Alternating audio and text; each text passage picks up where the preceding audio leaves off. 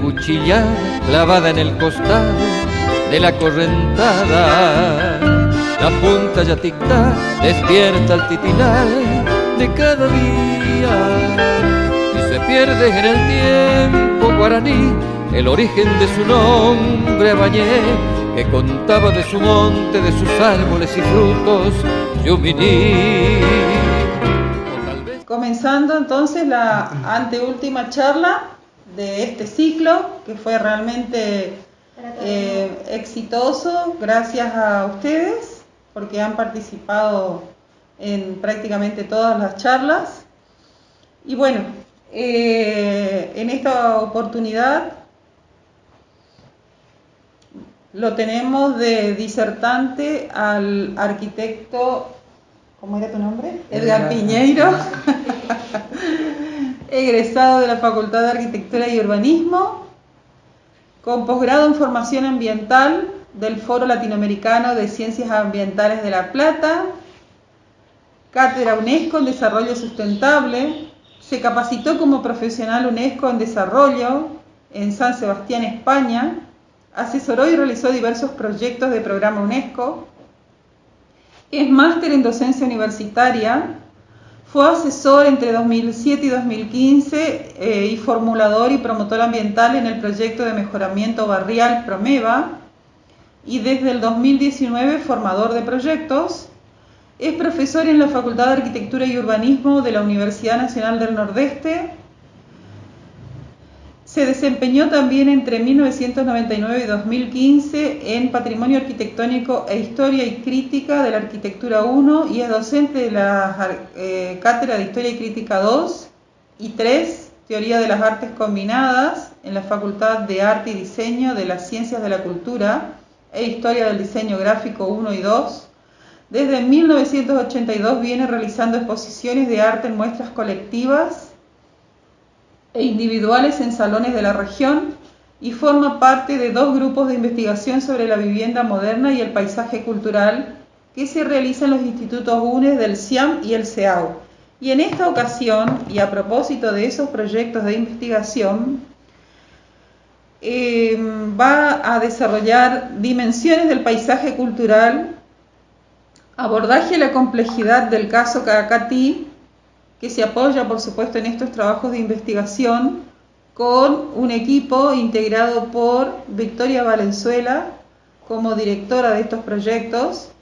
Y en esta oportunidad, y como en todas las anteriores, agradezco a los alumnos de FADIC, pasantes de la carrera de Tecnicatura en Turismo, que nos asisten a los mayorcitos para poder manejar toda esta tecnología virtual y con los diseños de los flyers que compartimos, etcétera. También agradecemos a los auspicios de ICOMOS y de la Facultad de Arquitectura del Nordeste. Agradecemos la participación del Centro de Estudios Urbanos y Arquitectónicos de la UNE y, por supuesto, el Instituto de Cultura de la Provincia de Corrientes.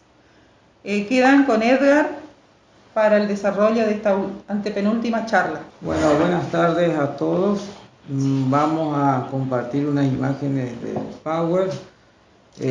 Como dijo Marisol, esto se viene desarrollando desde el CEAU y vinculando, por supuesto, con otros institutos de la facultad en lo que hace a la complejidad del paisaje. Un poco largo el título de esta ponencia, pero aborda muchas cuestiones su título. Vamos a ver las imágenes, a ver si pasás. Bueno, esto obviamente lo hice dentro de un equipo y particularmente otra docente que iba a disertar conmigo no va a estar presente por motivo de fuerza mayor, que es la arquitecta María Victoria Valenzuela. Bueno, vamos a la siguiente. ¿Por qué Cacatí? Cacatí, bueno, es un pueblo histórico que tiene una declaratoria de patrimonio y su interés radica también en muchas otras cuestiones que vamos a ver, y Cacatí, como muestra en el mapa, su ubicación y su vinculación con Corrientes. Y también otra cuestión de lo que estamos viendo es que forma parte del departamento de General Paz. Bueno, a ver, ahí estoy pasando todo mal. Vamos ahí. Bueno, todos sabemos Cacatí la importancia que tiene, justamente promocionado mucho por el turismo durante mucho tiempo, por sus lagunas, sus paisajes. También lo conocemos a este poblado por su arquitectura. Prácticamente cuando nos deja el colectivo, nos atraviesa parte del pueblo, agarra la calle San Martín y una de esas calles, o paseamos, encontramos este tipo de paisaje arquitectónico. Esto está incluso hasta promocionado dentro de, si uno busca Wikipedia, información, va a encontrar esto. También se conoce al pueblo por una vieja tradición, antiquísima tradición, que se pierde en la historia de los tiempos ya europeos y que cayó acá en el pueblo por su misma tradición cultural hispana, que es la de la festividad de los angelitos o ángeles somos. Esto también es muy conocido porque es una festividad que antes estaba esparcida, digamos, en toda la región, y ahora Cacatí es el único lugar donde todavía se celebra esta festividad. Bueno, esto es lo que vimos anteriormente, es como un aspecto del paisaje en su componente natural, arquitectónico y un aspecto de lo social. Pero el paisaje es mucho más que eso, y por eso es la complejidad, digamos, porque atañe, como vemos acá, no pretendo que lean este frondoso cuadro, pero sí sus aspectos generales que están en azul. El paisaje es también no solamente lo natural, sino también la cuestión arquitectónica, la cuestión geográfica, la cuestión de historia regional que tuvo en determinados momentos y actualmente, y también lo que hace a la economía, su economía, las cuestiones educativas y de salud, y también la cuestión productiva. Todo eso es el paisaje, y eso es la complejidad, digamos, de la cuestión. Ahora, ¿cómo podemos percibir este paisaje? Actualmente tenemos muchos medios. Nosotros por lo general percibimos un paisaje, ese recorte de la realidad en la cual interviene lo que nosotros vemos en él, y vemos un marco arquitectónico o natural o mixto con el paisano. Paisano es el habitante del paisaje. Entonces, esa dimensión que puede ser una escala peatonal, digamos, de lo que estamos transitando, o a través de un colectivo, un automóvil o una bicicleta, vemos un fragmento de paisaje. Nuestra percepción se amplía a los instrumentos que hoy nos brinda el instrumento satelital, donde podemos ver de una escala mucho mayor, amplia, casi regional, una escala urbano-periférica a través de un dron, por ejemplo, que es la imagen del medio. Entonces nuestra dimensión se amplía también, incluso en la forma de percibir. En una percepción satelital podemos ver parte de esa complejidad en cuanto a emplazamientos y conectividad de este poblado histórico, digamos, y todas sus vías de conexiones con entornos rurales, productivos, con otros poblados, con la ciudad de Corrientes. Nosotros seguimos en una visión ya más abuelo de pájaro, que nos da los drones y nos da otra percepción de este paisaje en cuanto a lo que creció el poblado en su trama original, que data prácticamente con la rectificación de Pedro Ferrer, data esa trama de cuadrícula rectificada, y data de 1827, 1830. Entonces, pero eso creció, y esta percepción nos da una visión más amplia de entornos que pueden ser periféricos urbanos, áreas degradadas, de montes donde antes había montes y ahora ya no hay, áreas de lagunas que han sido ocupados sus bordes naturales por construcciones, nuevas construcciones. Entonces, esa percepción, si vamos a lo que es en un recorrido y tomemos como muestra la imagen de un dron, por ejemplo, esa línea roja que es la calle San Martín, que va desde una punta que es la laguna hasta otra punta que es su periferia rural. En su recorrido, como muestran las imágenes, la secuencia del 1 al 6, que son las imágenes que vemos acá, estamos percibiendo una serie de cuestiones que se nos presentan a la vista y que nos está contando la historia de esa complejidad paisajística. Entonces, haciendo una depuración de lo que estamos viendo, y esto atañe a un trabajo que empezamos en el 2016 de reconocer bordes naturales de naturaleza original, de la flora original y la flora transformada o incorporada por la colonia española, digamos, y también las edificaciones que se hicieron en el proceso de colonización a mediados, fines del 18 y su consolidación en una trama más o menos regular hacia 1830. Entonces todo eso está marcado en rojo, son las casitas de las esquinas que se ve en el plano. También marcamos en azul todas las casas o construcciones que se hicieron a partir de 1860 aproximadamente, ya con un proceso de político de la Confederación Argentina, en donde hubo también una mejor conectividades con otros poblados y con vías navegables. Entonces hace a las construcciones más nuevas, digamos, en donde los tradicionales corredores se eliminan y aparecen esas construcciones más remitiéndonos a un historicismo europeo, que son la imagen del centro.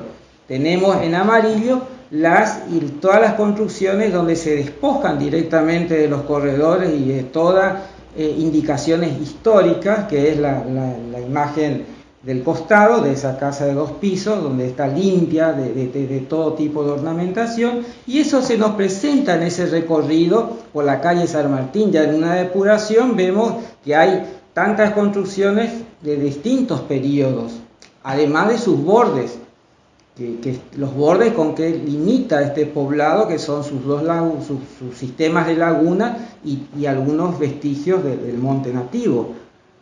Entonces, esto, si vamos más en el tiempo, nos tomamos la máquina del tiempo y nos vamos a lo que pudo haber sido la trama en los comienzos, los inicios del siglo XIX, en donde desaparece toda construcción en azul, que son lo que caracterizaba a este poblado hacia 1860, y si desaparecen todas las construcciones en amarillo, que son las construcciones modernas que aparecieron entre 1930 hasta 1970, nos queda esta trama primigenia de un poblado trazado en una suerte de cuadrícula apenas perceptible, porque solamente aparecían en las esquinas las casas de corredores con lotes muy amplios. Cada casa podía tener entre media manzana y 100 metros de largo, casi media manzana para un lote de una casa. Una manzana podía contener hasta 2, 3 y como máximo 4 casas. La línea roja AA marca justamente esa calle San Martín despojada de todo tipo de arquitectura.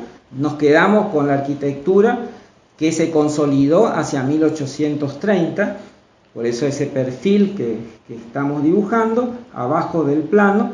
Y si nos vamos a una ampliación de esa calle San Martín, si ven arriba el esquema A, se ve esa calle totalmente en un paisaje casi agrícola pastoril disperso, en donde las casas en esquinas eran las construcciones de cada familia, con lotes con vegetación frondosa de los montes nativos que quedaban, digamos, en pie, y algunos tipos de vegetación que incorporó el español, como los citrales, las quintas de citrales, pequeñas huertas, corrales. Si vamos al B, vamos aproximándonos a la esquina famosa, esa que mostré al comienzo, que es la famosa esquina de las cuatro esquinas con galerías, que nos remonta a ese periodo. Y si vamos centrándonos en el C, vemos el paisaje construido con el enfrentamiento de dos casas de corredores con su esquina, en corredor o en galería. Y si entramos dentro de la galería, en el punto C, vemos un paisaje mucho más particularizado que hace a los detalles y ornamentaciones que se estilaban en esa época, con sus pies derechos o columnas de madera, sus terminaciones en zapatas, esa suerte de capiteles alargados, horizontales, que sostenían las trabazones de las vigas laterales de las galerías, y vemos también los detalles de carpintería. Esa visión primaria, el génesis de lo que es el paisaje cultural de la colonia, empezó así. Empezó primero con una, como en la imagen 1, como estancias que de españoles que iban desde Corrientes a formar estancias para ocupar áreas del territorio que tenían que colonizar. Ya hacia mediados del siglo XVIII aparecieron las primeras estancias en Cacatí, con algunas capillitas que los congregaban. Esas estancias un poco tenían función de ordenar ese sistema de vaquerías, de esas miles de ganado dispersos que antes se lo cazaba como animales salvajes, digamos, porque era una proliferación inmensa de vacas en la zona de la Patagonia, desde la Pampa húmeda hasta la zona, que se habían reproducido en cantidad, que las estancias trataban de organizar un poco, de domesticar eso que estaba disperso, digamos. Y eso, con el tiempo, hacia 1800, 1830, empezaron las primeras casas llamadas coloniales o de corredores, todavía con tecnologías que hoy no se consigue, no se encuentra. Hoy en día, por ejemplo, techos de tejas de palma, que ya d'Orbigny, el famoso naturalista francés, apuntó de que en esa época, cuando visita el pueblo, las construcciones todas eran de tierra, una suerte él le llamaba como entramados tipo pajarera, revocado en tierra, todo muy gris, terroso, sin paredes, sin revoque, con esos techos de palma. Esto hacia 1830 en adelante, con la rectificación de la trama, esa trama que estaba muy dispersa, muy diluida en la percepción de ver una cuadrícula, porque imagínense que lo que más predominaba era esa imagen de naturaleza poco transformada. Hacia 1830, y puede ser desde 1830 hasta 1860, la consolidación de estas casas, incluso muchas mejoradas por el comercio que empezó a reactivarse durante la Confederación Argentina, en donde ya se podía conseguir cal, por ejemplo, que era muy costosa de conseguir, la gente ya podía encalar las casas. Se empezó a fabricar también tejas españolas que fueron reemplazadas, las tejas de palma que todavía se usaban, fueron reemplazadas por las tejas españolas. Y también hacia esto continuó hasta fines del siglo XIX, con el reemplazo de las tejas españolas por las tejas francesas, que mejoraron un poco el cierre de estas construcciones, que por sí, si bien eran frescas, pero tenían todas las contrariedades de estas tecnologías y deficiencias tecnológicas, pues muchas de estas tejas de palma españolas o tejas francesas estaban asentadas en barro. Entonces, tenemos esta manzana donde ven las construcciones en esquinas. En las esquinas todavía se conservaban los pequeñas huertas, que hoy en día también existen pequeñas huertas dentro de los lotes, pequeñas granjas, animales de granja que también hoy existen. También podíamos observar en esa prospección histórica en el tiempo el débil y tenue el límite entre lo público y lo privado, solamente dividido por un entacuarado que dividían los lotes, y en cuanto a las casas, que hoy todavía se estila, las casas permitían el libre ingreso de las personas, en cuanto a que todas se dejaban las puertas abiertas, puertas y ventanas, sin problema, digamos, una percepción ya registrada por d'Orbigny cuando comenta esto, que la gente durante todo el día, puertas abiertas con el exterior. Pero este paisaje característico colonial, que si bien empieza hacia el siglo, a consolidarse en el siglo XIX y se sigue manteniendo, incluso ya no perteneciendo a la corona hispánica, porque ya nos independizamos en 1810 de España, de la monarquía, se siguió manteniendo con sus terminaciones de zapatas, con sus pies derechos, con sus esquinas en corredor. Y esto también nos remite a la tradicional y popular arquitectura española de las áreas septentrionales de España, desde Castilla hasta San Sebastián, donde vemos ahí la imagen en blanco y negro, un típico corredor hispánico, una aldea española, y el típico corredor cacaiteño, uno de los pocos que quedan, digamos. No pocos que quedan en Cacatí, todavía hay muchos, pero los pocos que quedan en la provincia, porque este paisaje era un patrón espacial que se repetía en todos los primeros poblados históricos, que van desde Saladas, San Roque, Burucuyá, Itaibaté, San Luis del Palmar. Y vemos también acá, en esta imagen, arriba podemos observar un corredor, bueno, en España se le llaman soportales, en Palencia, porque ese corredor soportan un segundo piso, con su estructura de entramado de madera. También esa tecnología netamente hispánica se trae a esta zona y se mantiene durante mucho tiempo.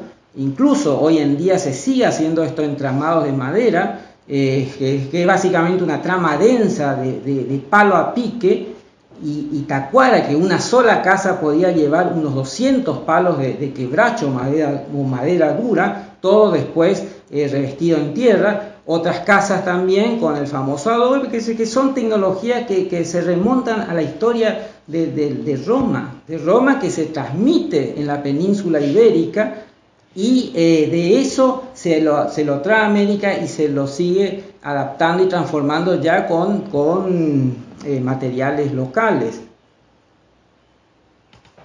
En esta complejidad del paisaje, que estamos viendo por capa, como si fuera una máquina del tiempo, ahora entramos hacia 1860, 1930, en donde se empiezan a fragmentar los amplios lotes, los amplios solares, y empiezan a aparecer otras construcciones, ya de imágenes de un paisaje extraño al corredor, pero nos remite también a esa idea de los estilos europeos que empezaron a surgir hacia 1860 y que se exportaron a esta zona, un poco llegados por los inmigrantes europeos que manejaban esta forma de construcción, a la cual estos entramados de madera y adobe se los reemplazan por el revoque en cal y arena, que se podían hacer superficies más herméticas, eliminar las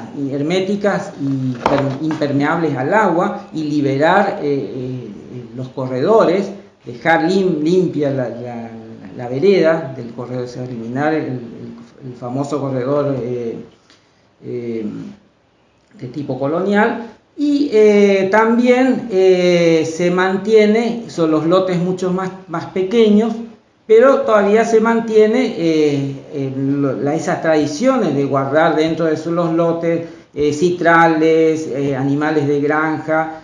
A pesar de esta imagen casi, si se quiere, a la moda europea, todavía se mantenían las tradiciones netamente hispánicas. Hacia 1800, es esta visión casi historicista que vimos en la imagen anterior.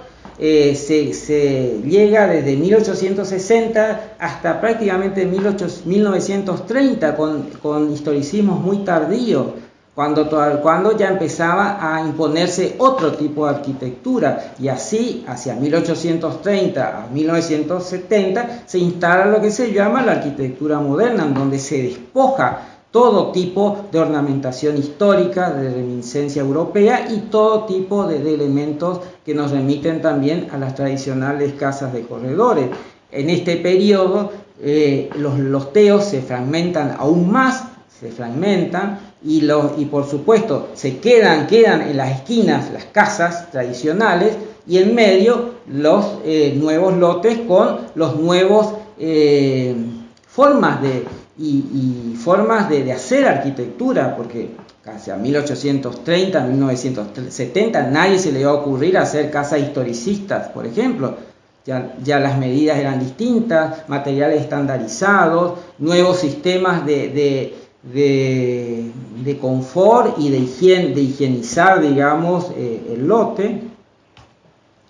Y a esto llegamos justamente al concepto del paisaje, que es una suerte de palimpsesto. El palimpsesto es esa escritura que deja marcas, que uno después borra, y al borrar deja marca, y entonces escribe arriba algo, y entonces yo puedo leer las distintas escrituras que quedaron abajo de la escritura original por las marcas que dejaron. El paisaje es eso, son huellas y marcas que van quedando de todos los tiempos, unidos muchas veces por las tradiciones orales y por la misma cultura, que la cultura tampoco estanca. Eso que fue netamente hispánico se misturó un poco con las creencias guaraníes, después se volvió con nuevas misturas de los pocos inmigrantes que llegaron a la zona, y esto es esta suerte de sistema complejo de entramados que nos remiten a tiempos muy remotos y tiempos que nos vinculan con la monarquía, con los procesos de colonización, y mucho más atrás con España misma, en su mismo proceso de formación, con toda su carga y herencia que llegó a este territorio. Y esto también nos lleva a considerar que el gen de todo esto fue Corriente Capital, en donde se consolida esta suerte de paisaje colonial, de esa visión prácticamente en donde la cuadrícula era una visión de ciudad ideal. ¿Por qué? Porque uno decía, bueno, la cuadrícula, la manzana, pero esas manzanas quedaban casi vacías durante mucho tiempo, con una o dos casas, con espacios muy frondosos, en una idea que ya nos pinta muchos viajeros como Félix de Azara, como D'Orbigny, estudios que hizo Meder, etcétera, que nos cuenta esto de una aldea. Ciudad estaba en la cabeza de las personas, es decir, ciudad, lo que uno llegaba, si uno se va, visitaba, si pudiéramos ir al tiempo lejano de esa época, no íbamos a ver una ciudad, sino una aldea agrícola pastoril muy dispersa, de casas, de corredores que podían llegar en la esquina hasta 50 metros de largo. Había esquinas ocupaban 50, otras 30, 20, con una suerte de piezas sucesivas unas de otras, cubiertas por los corredores. Entonces, esa primer imagen genética de hacer arquitectura, hacer el paisaje y hacer el paisaje, construir el paisaje colonial se transmitió en ese triángulo de la capital, se llama Triángulo Paranaense, donde estaban todos los primeros pueblos de la colonización y de lo que aún hoy queda como vestigio, como único vestigio, como único como herencia de esos tiempos, Cacatí. Otros pueblos ya se han desaparecido, se han eliminado, el mismo Corrientes. Hoy en día quedarán el convento de San Francisco y 2 o 3 casitas que de un periodo o 4 casas de un periodo antiguo o colonial, digamos. Bueno, muchas gracias y acá terminó mi exposición. Muchísimas gracias, Edgar. No sé, ¿tenés que esperar que te hagan unas preguntas? Sí. Con las niñas están protegidas. Están protegidas. Marisol, te doy la palabra. Vos que estás más en la cuestión de gestión. O sea, hay, si el pueblo es patrimonio, debería o tendría que haber una cuestión de protección. El municipio se está moviendo, yo sé que las 4 esquinas que quedan lo han mejorado desde afuera, pero le doy la palabra a Marisol.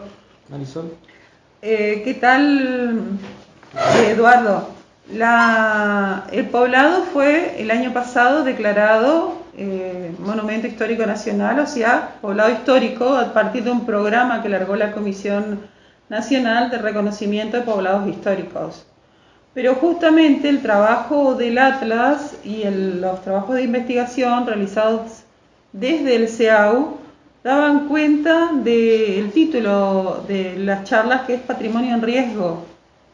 O sea, la declaratoria están llegando, pero el rescate muy tarde, se perdió mucho patrimonio colonial. La declaratoria aspira a proteger y rescatar, pero a nivel municipal las 4 esquinas se preservaron con algunas intervenciones que algunas están relativamente buenas y otras habría que ver desde qué criterio, pero están en pie. Y después hay otros patrimonios que están absolutamente derruidos y ponerlos en valor va a costar mucho. Pero vos viste que en patrimonio es como que siempre estamos yendo detrás prácticamente de las ruinas. O sea, se reacciona tarde, la verdad es esa. Vos preguntarás por qué se reacciona tarde y no sé. Y hay muchas cuestiones de nuestra reacción, de nuestra tardanza en reaccionar.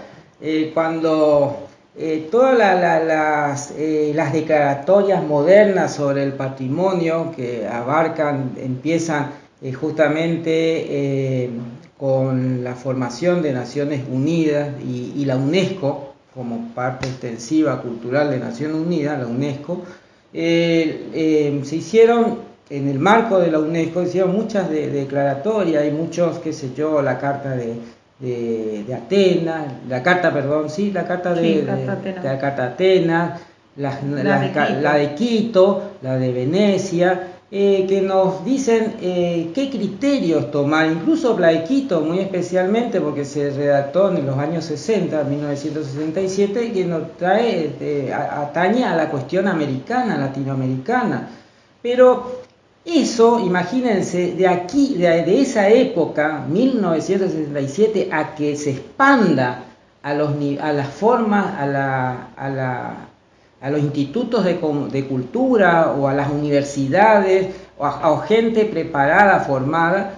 Por supuesto que pasó mucho tiempo, no es que ya está la declaratoria y todos vamos a conservar eso, pasó mucho tiempo acá en la zona litoraleña. Se incorporó el Instituto de Historia con grupos de investigadores en los años fines de los 60, 70, y de ahí a formar nueva gente y que esa nueva gente formada después se vincule con sectores de poder o de recursos o cuestiones o institutos que manejen recursos justamente para sostener esta casa. Pasa el tiempo indefectiblemente, no es inmediato, y mientras tanto se van cayendo por malas intervenciones, se van cayendo por cambio de gusto, cambio de gusto, fragmentación del lote, gente que murió y pasó de herencia a otra familia que no quieren saber nada de estas casas porque vivir en casas históricas es mantenerla, conservarla y mantenerla. Hay muchas casas en donde ya no se consiguen materiales. En Santa Ana me tocó la posibilidad de restaurar una de estas casas y hay materiales que no conseguí, ni los palos del entramados de quebracho de 4 metros de alto. ¿Y dónde conseguís un quebracho? Pueden conseguir maderas similares, maderas duras, en el interior del Chaco, lo conseguimos en el Chaco, no, en Formosa, esos palos que teníamos que reemplazar las deterioradas. Y aún así esos palos llegaron todos infectados de parásitos. Entonces es muy complicado, es mucho recurso. Hay que formar gente y eso lleva tiempo. Y después, bueno, esta cuestión también de las cuestiones de dinero. Esto hay construcciones que mantenerlo, sobre todo estas más frágiles, las de tipo colonial, aunque muchas casas ya, como vimos, no corresponden al periodo supuestamente de la colonia, sino se siguieron haciendo así, porque no había otra forma de construir y estaban los recursos. Hasta 1860, incluso en zonas rurales se sigue construyendo así, con entramados de madera y galerías. Bueno, yo quiero decir algo a propósito de una idea que tomo de lo que dice Edgar. Es cierto, es costoso poner en valor cuando se dejó caer mucho, pero es más costoso perder historia. Sí. O sea, el tema es que hay que articular, y eso es una cuestión que excede la capacidad de gestión de un patrimonialista, porque tiene que ser una política de Estado. Exacto. Hay que articular la conservación del patrimonio histórico con el turismo, y hay que generar los recursos a partir de una política que se articule con aquellos que ven ganancias del turismo, como los hoteles, como el sector gastronómico, con las compensaciones a los particulares, o sea, a los propietarios de este tipo de casas. O sea, no podemos obligar solamente a un propietario a mantener la casa de galería porque es patrimonio y es un beneficio para el turismo del que tiene un restaurante o del que tiene un hotel, pero la carga del mantenimiento del patrimonio es solo del particular. Entonces, por ejemplo, lo que se intenta desde la Comisión Nacional es por lo menos colaborar con el mantenimiento de algunas fachadas. Pero así como está esa gestión, deberían también a nivel local, municipal, generar otras gestiones, otros sponsors, otros mecenas, para ir con otra asistencia a cubierta, carpintería, porque en definitiva todo suma a un circuito de patrimonio histórico, a un perfil de poblado que no existe en otra región. Sí, es único, son poblados únicos, con este paisaje característico. El otro tema que habíamos visto en Cacatí, y unas ideas que propusimos al intendente, es que muchas casas ya se caen, están ya imposible, hay muchas casas ya que son vestigios arqueológicos, y muchas casas que tienen en los patios de su casa vestigios como material viejo, tirado en los fondos de lo que fueron estas casas. Entonces, una de las propuestas con el municipio, como es muy difícil de conseguir estos materiales, hacer un depósito en donde se pueda llevar ahí en ese depósito todos los restos de casas que se fueron, esas vigas, desplomando. Casas que se fueron desplomando, pedazos de vigas, esas zapatas talladas en madera, llevar a ese depósito, acopiarlo ahí, porque si por ahí para reemplazo en otras casas que están necesitando. Eso se propuso inclusive en Ciudad Capital, en Corrientes Capital, o sea, de las demoliciones, que ese material no se tire o no se repartan como trofeos las empresas constructoras, sino que vaya a un depósito municipal que sirva para restaurar otras obras. Pero todo eso cuesta conseguir, porque se dice fácil, pero en la gestión, que pasa por distintos boxes, y la cuestión de la atención a todas estas cuestiones parecería ser que bueno, usted lo que trabaja en la administración sabe que no es fácil, pero bueno, en algún momento tenemos que lograr articular todos los niveles de gestión y todas estas cuestiones que parecen básicas, pero no son tan básicas. Esa palabra articular es clave y es lo más difícil, porque de esto lo estamos hablando, imagínense, desde que bajó la temática, se instaló en los gobiernos, o sea, desde normas de Quito, año 1967. De 1967 hasta la fecha, y más en nuestras regiones, se articuló poco.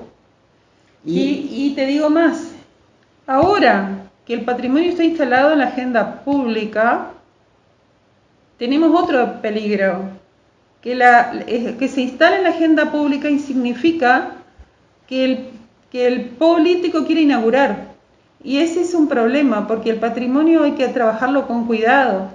No es como una obra nueva que se puede hacer en poco tiempo. Si se hace en poco tiempo una restauración, seguramente va a haber errores gruesos, no va a ser, no van a tener todos los criterios que se tienen que tener. Por eso a veces, a mí, por el caso de Santa Ana, me consultaron varias veces qué pasó. Le digo, lo que pasa es que no, es restauración. La misma Casa Martínez, a los 3 años de la obra estaban todos desesperados, porque la gente también, la sociedad cree que puede hacerse rápido y parece que no avanza, y a veces se está buscando un tirante de madera, se está mandando a hacer una pieza que la única forma de obtenerla es hacerla de nuevo y lleva su tiempo, en fin, eso por una parte. Pero yo decía, el peligro de que se haya instalado en la agenda pública y esté en todos los discursos es que se quiere inaugurar y se quiere inaugurar rápido. Incluso entraría también en la agenda, que es nuestra visión, nuestra misión, digamos, como técnico, es no solamente el colonial, que es más en riesgo, digamos, por ser una arquitectura muy frágil y de ya mucho tiempo, pero está toda la arquitectura historicista, está toda la arquitectura moderna, que también hay que prestar atención, porque son las capas de nuestro paisaje, las capas que nos cuentan nuestros procesos históricos, de lo que somos, de dónde venimos. Se pierde eso y perdemos toda nuestra historia. A propósito de lo que dice Rosita y Ayelen Prullas, que hay que concientizar y hay que sensibilizar, bueno, parte de estas charlas van en ese sentido.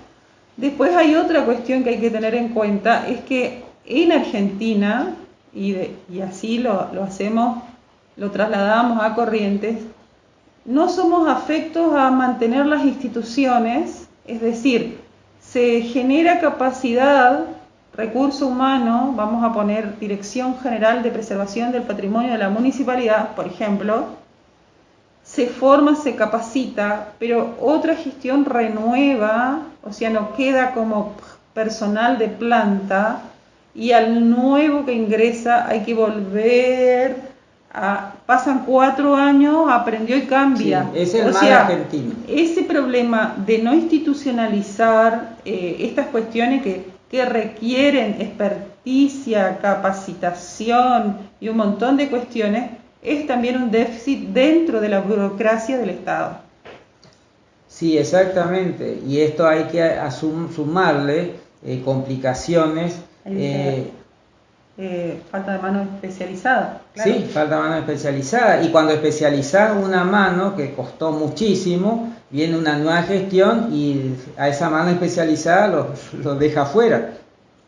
Claro. O no se lo toma en cuenta. Entonces es eso, porque dentro del mismo departamento de historia, ¿cuántos alumnos hemos formado? Gente que después ingresaron a tener puestos importantes o tuvieron formación, pero a pesar de que ya llevamos décadas, y eso sumado a décadas anteriores de la época de Ángela Sánchez Negrete y mucho antes de Ramón Gutiérrez, en manos de personas técnicas especializadas que brindaron su servicio en esto, pero al no haber una coherencia y una continuidad en la gestión, y bueno, estamos así. Y otra cosa muy grave es la costumbre no es una costumbre, en realidad es un producto del sistema capitalista. Las empresas son